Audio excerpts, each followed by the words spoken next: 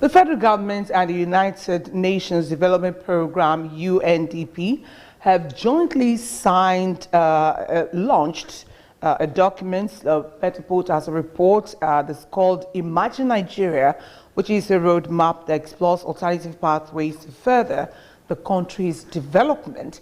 And at the beginning of the show today, I did ask the question that if you're a Nigerian or you love Nigeria, maybe you're a visitor, a businessman, woman who just thinks about this country and what it is and what it could be, and this should be a very interesting topic for you. Joining us to do justice to this in our Abuja studios, we have Somkele Awakalu, our Special Assistant Research, the President, Office of the Vice President. Somkele, thank you very much for joining us on News Hub today. Thank you very much. Good morning, everybody. So imagine Nigeria. Let's even assume that you're not in your capacity as a special assistant research to the president, office of the vice president. You're just a Nigerian, or you're just someone who loves Nigeria. What is your imagination of where this country can be? Thank you very much. That's a very good question. If I were to step away from myself now, I would mostly be thinking about the opportunities and the tremendous resources that Nigeria has been blessed with. But for internal structural difficulties and global trends in terms of COVID and globalization and insulation from some certain countries, that Nigeria has been affected by that. I think that we have enormous potential, and if we take certain steps, Nigeria can be wherever we want it to be, but that has to be a collective discussion. It has to be a consensus about the roadmap to getting where we want to be and even where that destination is. So much for that. Now let's talk about the objective of this particular relationship between the UNDP and the federal government, because many people would ask, why now? And what really would be the objectives behind this initiative? Okay, so the collaboration actually began in 2020 with the COVID-19 pandemic and all the health and economic constraints that we faced as a result of that. So in that time, a collaboration between a high-level panel of private sector leaders and the UNDP conceptualized this report, thinking about what are the game-changing developments or the global trends that are affecting development across the world. And it was shortlisted to technology and governance. So the way technology, rapid proliferation of technology across different sectors, as well as the way governance is. Are people becoming more insular? Are governments becoming more open? So it is with this backdrop that Nigeria, with the collaboration between the UNDP and the federal government, thought about catalyzing a conversation. So it's not a development plan, it's not a planning document, but it is a report that we believe will be able to facilitate robust discussions which will lead to sustainable economic and social development. All right, what are those tangible processes that UNDP and Nigeria are willing to put in place to really make this Imagine Nigeria project really understood by the people as such that they can see the benefits they can get from it? Okay, so before I answer that, I would like to just touch on some of the recommendations that we have postulated or we have proffered in the report. There are 5 key recommendations that we have put forward. One of it is building a culture of innovation. Another one is catalyzing the green economy. A third one is that we believe that we should be leading Africa. Fourth one is building trust. That's building trust in government, building trust in the citizenry, and then facilitating a national narrative. So in terms of trying to put those ideas out there, what we have done, we have had about 3 Imaginate events on 3 of these pillars. So we had a Lead Africa Imaginate event at the Yar'Adua Center last week. We had a Green Economy Imaginate event in Port Harcourt, and we also had a Facilitating National Narratives event here in Abuja as well. So the essential aim is to try to put this report in the hands of the average Nigerian or the average Nigerian company for them to understand how these recommendations or how these global trends are affecting them. Remember, this report is targeted at, in the next 10, 20, 30 years, what are the things that are going to be likely affecting Nigeria and Nigerians then. So the processes that have been put in place is mostly a conversation. We want people to be able to look at the report and look at the recommendations. If you agree with the recommendations, what steps are you putting in place for those recommendations to be achieved? So it's really just, we're trying to facilitate a conversation more than being prescriptive. Actually going to get to the area of recommendations, because I feel that much more than what you've said now, which is very welcomed, there is still a lot for a lot of people to know about them. What I have, of course, just mentioned a while ago, is the recommendation for the need for structural transformation, economic diversification, as well as wealth creation catalyzed by green economy. So I'm just wondering how these ones would come into play regards to what the 2 parties involved in this project will make it look like. Let's take, for instance, if the federal government says structural transformation, how would it come out? Let's take it one after the other. When it says economic diversification, which is what many Nigerians have been looking forward to, this government, this administration had promised that it was going to veer off oil and go into other areas of economic potentials that we have as people to diversify our economy. And the third one, so you can take it at a stretch, of course, would be that the catalysis for green economy. Can you take us through those 3 in clearer terms?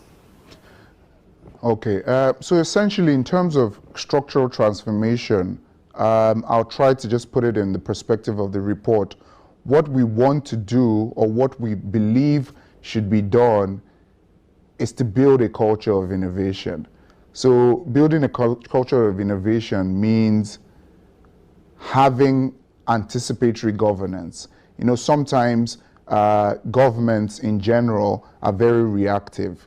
So a structural transformation involves having a more proactive mindset, being able to spot your vulnerabilities and act on those vulnerabilities. So that's one of them. We need to also invest in key sectors. You've spoken about diversification. I think this administration has had some successes in diversification, but why people believe that it's not been diversified is because we still have a significant contribution, or our FX receipts are still tied very much to crude oil. However, we've seen a number of initiatives where the non-oil exports have been boosted. So we need to invest in key sectors that are growing. We need to invest in manufacturing. We need to rethink our agricultural strategy that's in the longer term, 10 to 20 to 30 years. So these are some of the things. In terms of catalyzing the green economy, what we need to do is we need to have a green agenda. We need to know what it is that we're trying to achieve as a nation. We also need to green the entire value chain. So not just the end side of things or the production side of things, also the consumption. What are we doing with our waste? Are we recycling? We also need to look at investments in renewable energy. As we speak, the Conference of Parties is going on in Egypt, and Nigeria has its own strategy for going forward in terms of renewable energy, solar, wind, and that. We also need to manage waste a lot more. There's a lot of waste, and some of that waste is non-biodegradable. We need to look at all the processes that we have within the private sector institutions. We need to encourage them to have schemes and patterns whereby they manage their waste more effectively. So I wouldn't just put the report recommendations into those 3 buckets. There's a wide range of things we have also spoken about. A big thing going on right now is also trust. When you think about the Nigerian citizenry and the government, there's a huge trust deficit which has been increasing over the years. What we need to do is we need to strengthen some of our key institutions to ensure that there is more trust. A lot of people, when information comes out, they don't believe what the federal government is putting out. They don't believe what the state government is putting out, which points to the fundamental distrust that occurs on both sides. So there's a whole lot of things that we can discuss. I wouldn't necessarily melt it down to those 3 buckets. All right, I would have loved for you to dwell more on the issue of going green, because many Nigerians, maybe you and I may understand, maybe you even much better with regards to this project in particular, but some Nigerians will be like, going green, what is this all about?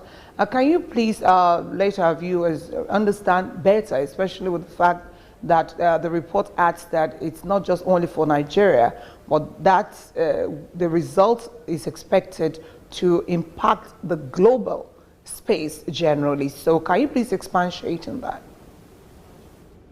Okay, so when it comes to greening, the most important things right now is that the entire global population is trying to halt the increase in our carbon emissions, and several countries have pledged to reach net zero emissions between 2050 and 2060.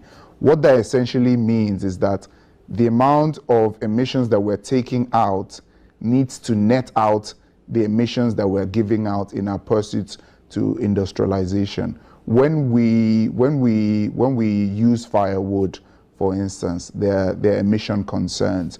The cars that we use, the type of transport, whether it's air transport and whatnot. By going green, we're talking about using more sustainable energies that are not damaging to the ecosystem and damaging to the atmosphere. So essentially what we're saying is that there are certain processes that if we improve upon will have a net positive impact on the emissions within Nigeria. So that comes to even little things like waste. If we don't dispose of waste in the right manner, it affects the climate, it affects the soil, because sometimes these waste end up in landfills, which is also harmful to the environment. So essentially what greening means is using more sustainable energies. So when we're using, currently diesel accounts for a lot of our emissions in buildings and in households.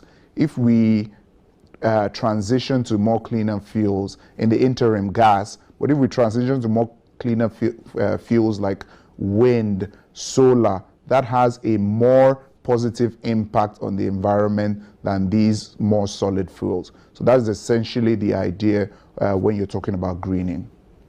Somkele, thank you for the clarifications. Now, let's go back to the initial question on how this Imagine project would come through to Nigerians.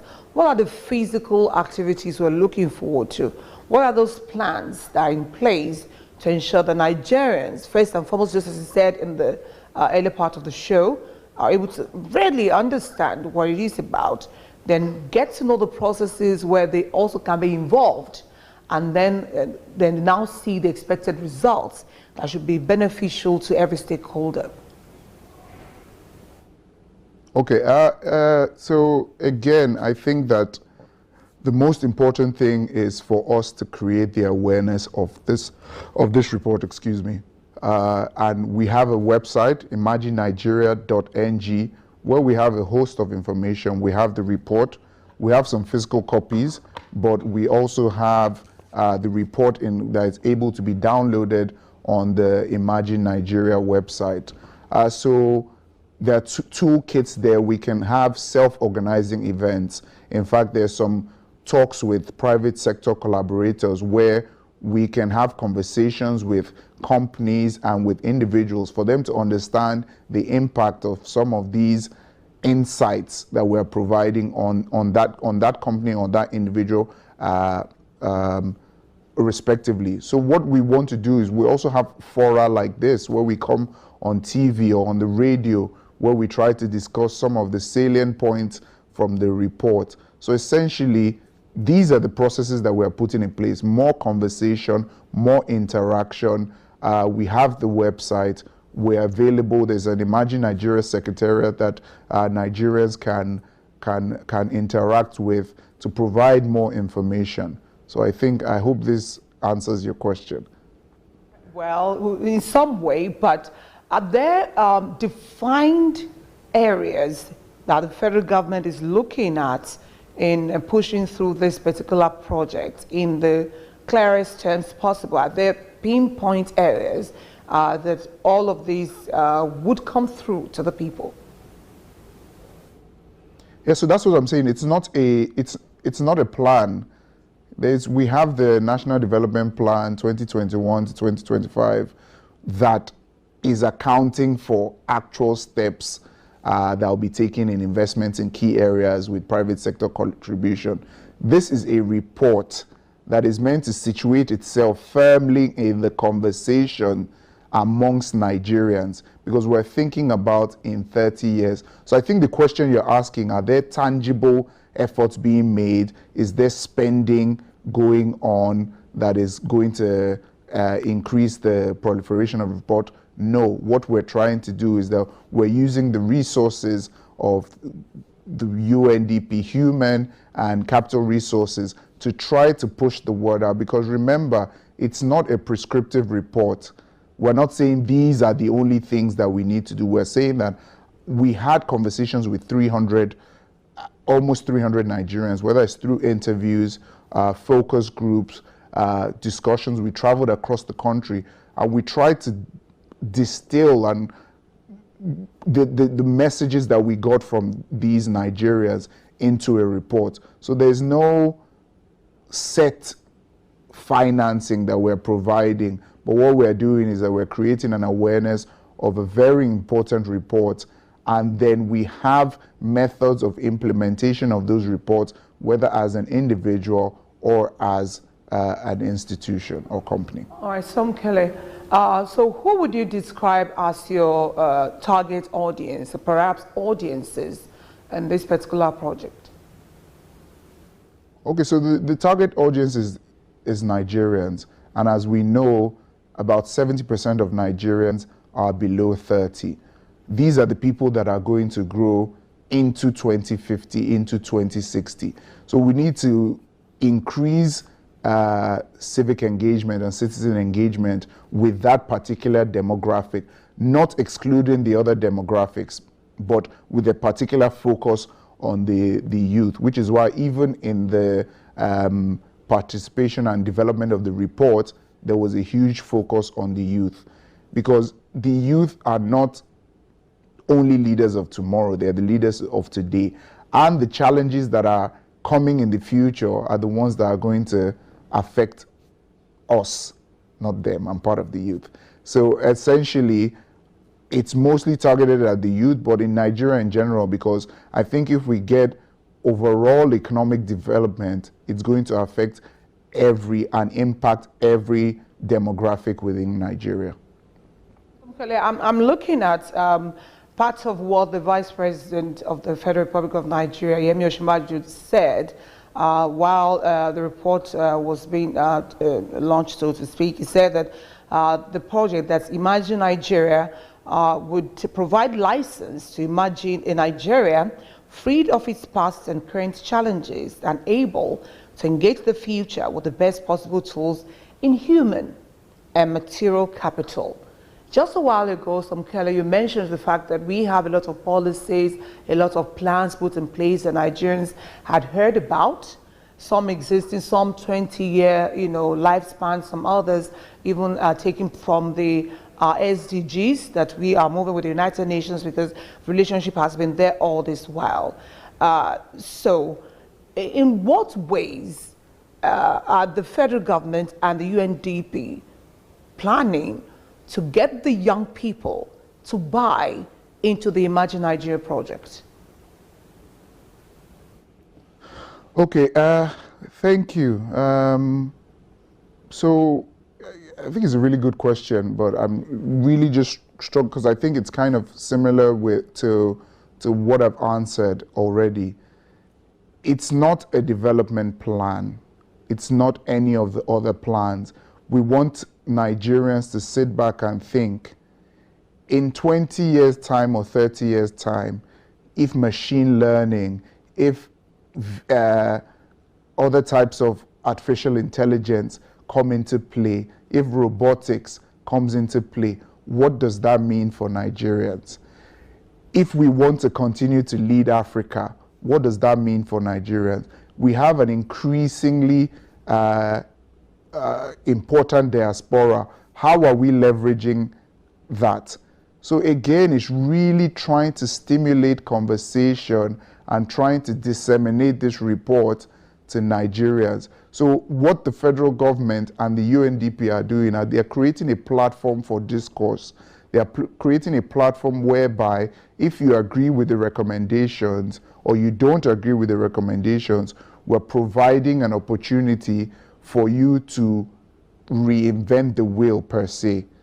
So if you're in oil and gas now, we know that there are a number of global initiatives to reduce the investments in oil and gas. What does this mean for you? How can you personally create a green agenda for yourself while tying into the current green agenda that Nigeria has? So I think I'm not giving you the right answer that you're looking for, but I think the focus that I'm trying to make is that this is a report that has come from a collaboration between the public sector and the private sector, but it has no financing plan. If you read the report, there are no figures or prescriptive direction. It is essentially a conversation.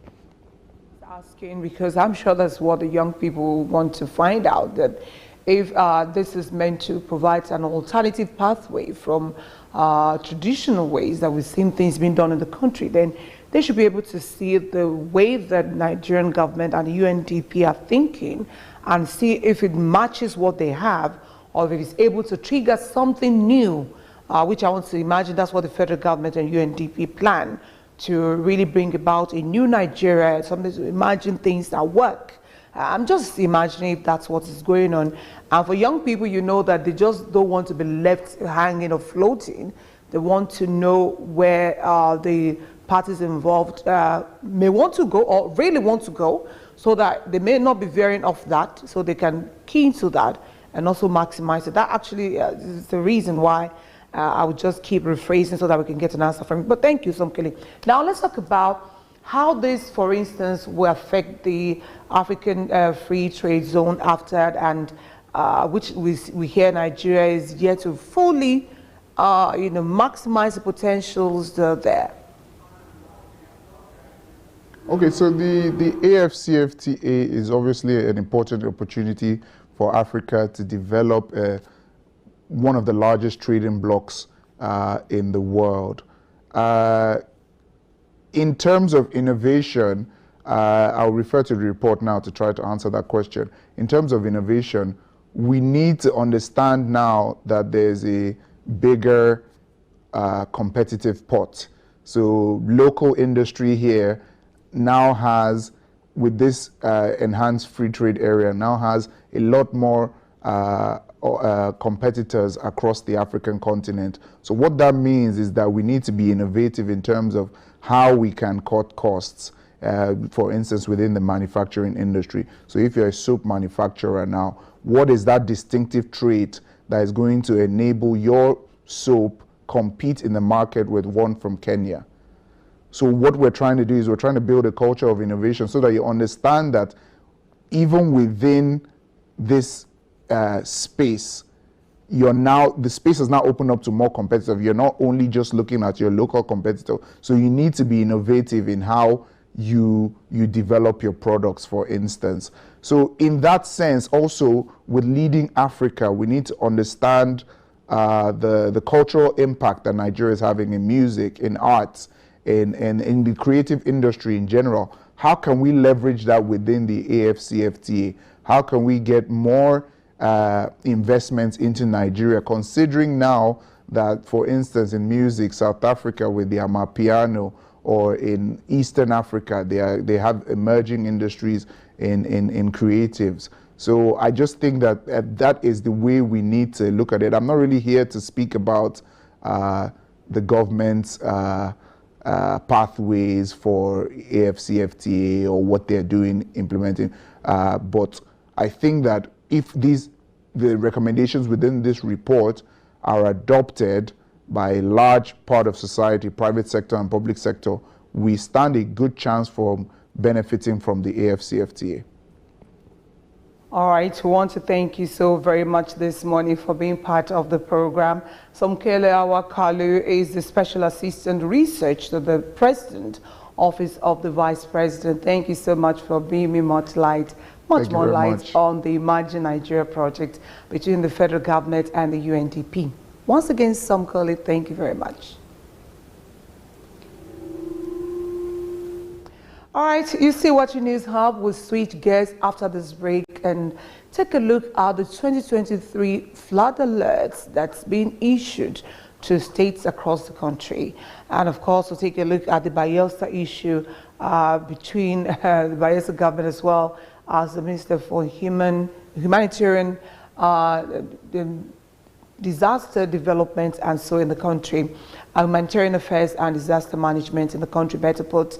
I want to take a look at that after this break and also learn from Nigerians what the experiences have been so far with regards to flooding and the worries with what could happen in 2023 if the right things are not done and in good time.